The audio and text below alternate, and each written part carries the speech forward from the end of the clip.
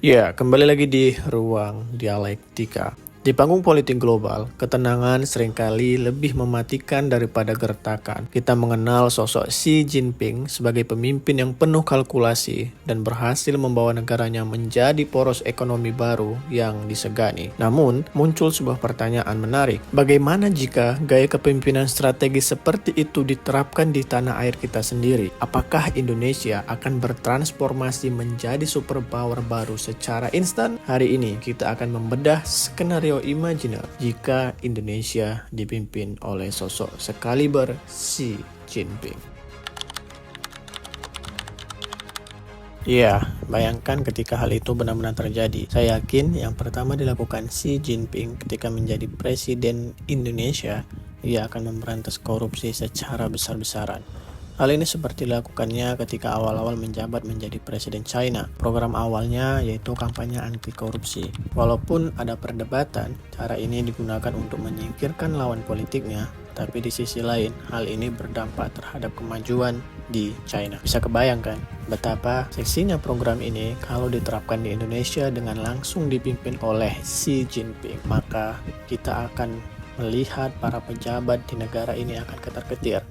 Terlebih kasus korupsi merupakan masalah serius yang sedang kita hadapi. Ketika korupsi berhasil diberantas, maka akan memberikan dampak yang sangat signifikan. Mulai dari program yang berjalan sesuai standar, kita mengurus berbagai keperluan tanpa khawatir akan gratifikasi dan kemampuan meningkat karena tidak ada lagi mengandalkan orang dalam. Pembangunan menjadi keniscayaan bagi Indonesia. Kerugian negara akibat korupsi bisa digunakan untuk meningkatkan sektor pendidikan agar meningkatkan sumber daya manusia, begitu juga pelayanan kesehatan dan pengembangan teknologi. Apakah kamu sepakat dengan ini? Tulis di kolom komentar.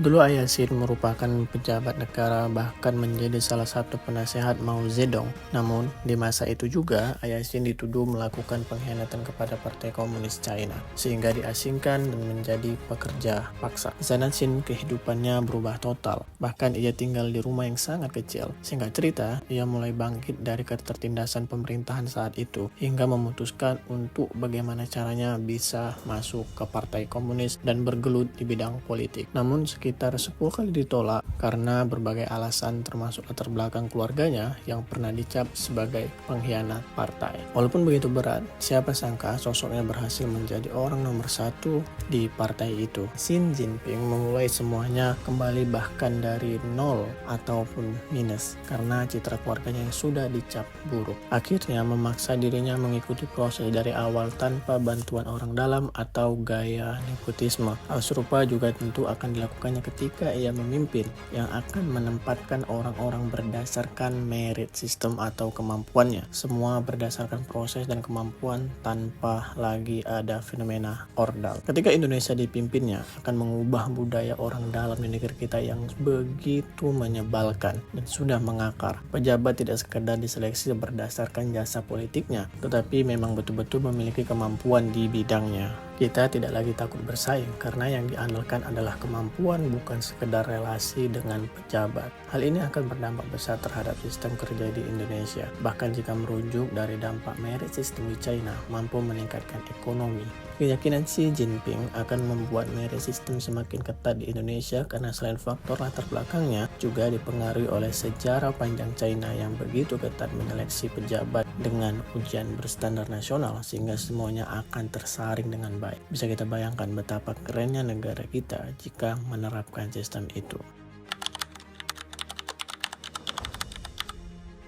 Bagian ini merupakan hal penting yang akan dilakukan Xi Jinping ketika menjadi presiden Indonesia. Beliau akan memanfaatkan sumber daya alam kita secara baik untuk menjadikan Indonesia sebagai negara superpower setelah memastikan urusan korupsi dan penempatan jabatan sesuai kemampuan. Dengan memanfaatkan sumber daya alam dan sumber daya manusia yang kompeten, Xi Jinping akan menjadikan Indonesia bukan lagi sebagai negara konsumen, tetapi kita akan menjadi negara produsen dengan berbagai produk unggul di di berbagai bidang, seperti yang terjadi di China sekarang. Bisa kita bayangkan, produk mobil SMK yang dulu diwacanakan, namun hanya sekedar wacana, di tangan Xi Jinping itu akan benar-benar terjadi sebagai produk unggul di dunia, dan kita akan mengekspor mobil dan alat teknologi lain ke luar negeri. Kita semua bergerak secara maksimal. Ketika semua bergerak secara maksimal dan menguatkan ekonomi, hal ini akan mengokohkan Indonesia di panggung global. Siapapun negara yang mengancam akan menaikkan tarif, kita berani menantang, bukan sekedar mengharap belas kasihan dari negara lain. Kedaulatan negara kita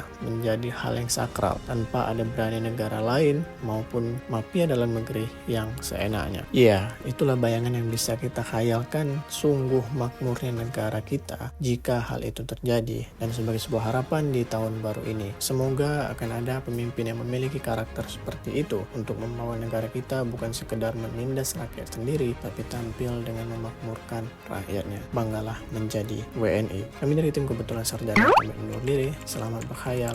See you next time.